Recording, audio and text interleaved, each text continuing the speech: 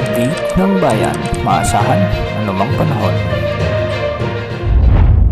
Magandang araw po sa ating lahat. Narito na ang pinakahuling update sa magiging lagay ng ating panahon sa araw na ito hanggang sa mga susunod na araw at linggo.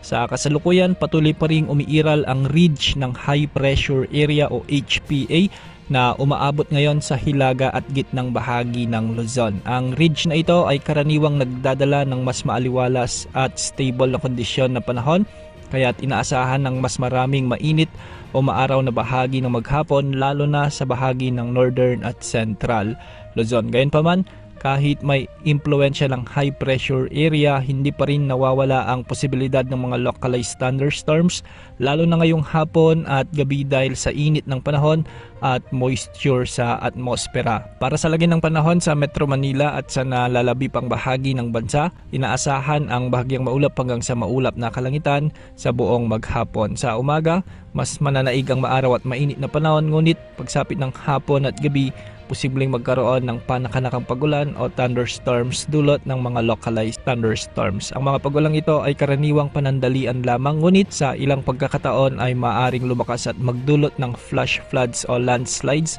lalo na kung magiging intense ang thunderstorms na ito. Pinapayuhan ng publiko na maging handa sa biglang pagbabago ng panahon, lalo na sa mga lugar na bahain o madalas bahain o landslide prone. Para naman sa lagay ng temperatura, patuloy pa rin nararanasan ang malinsang panahon. Asahan ang mainit at maalinsang kondisyon sa malaking bahagi ng bansa, partikular sa tanghali hanggang sa kalagitnaan ng hapon. Dahil dito, maaring makaranas ng mas mataas na heat index ang maraming lugar sa ating kapuluan. Pinapayo ang pag-inom ng maraming tubig, pag-iwas sa direktang sikat ng araw at pagsusuot ng preskong damit upang maiwasan pa rin ang banta ng heat stroke o heat exhaustion. Para naman sa lagay ng mga karagatan, magiging banayad hanggang sa katamtaman naman ang mga pag-alon sa karamihan ng baybayin sa bansa. Ligtas ang paglalayag ng maliliit na sasakyang pandagat, ngunit pinapayuhan pa rin ang pag-iingat, lalo na kung may mga umiiral na thunderstorms na maaaring magdulot ng mga biglang pagbugso ng hangin at pagtaas ng mga alon. Samantala, wala tayong minomonitor na LPA o bagyo ngayon. Ayon sa pinakahuling monitoring ng Pag-asa, wala pang namomonitor na low pressure area o bagyo sa loob o malapit sa Philippine Area of Responsibility hanggang sa susunod na 3 araw. Ibig sabihin, nananatiling mababa ang tsansa ng agarang pagbuo ng mga sama ng panahon sa mga darating na araw. Gayunpaman, patuloy na minomonitor naman ng iba't ibang weather models ang mga long-range weather patterns. Patay sa mga weather ensembles o guidance models tulad ng GFS, ECMWF at maging ang mga advanced forecasting systems gaya ng Google DeepMind, may nakikitang posibleng pamumuo ng potensyal na bagyo sa susunod na linggo ngayong buwan ng Abril. Kaugnay nito,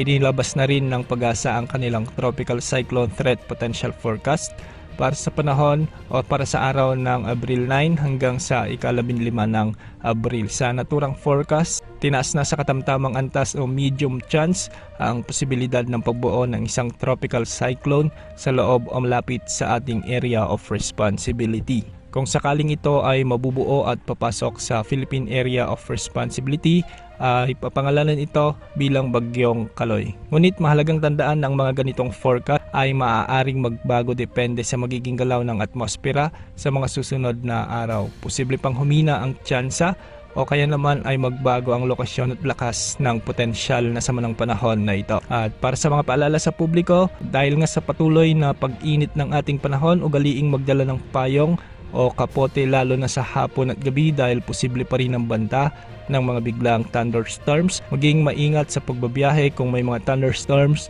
Uminom ng maraming tubig upang maiwasan ang dehydration. Sa kabuuan, bagamat mas magiging maliwalas ang panahon dahil sa epekto ng ridge ng high pressure area, patuloy pa rin ang posibilidad ng mga localized thunderstorms at binabantayan ang posibleng pagbuo ng bagyo sa mga susunod na linggo.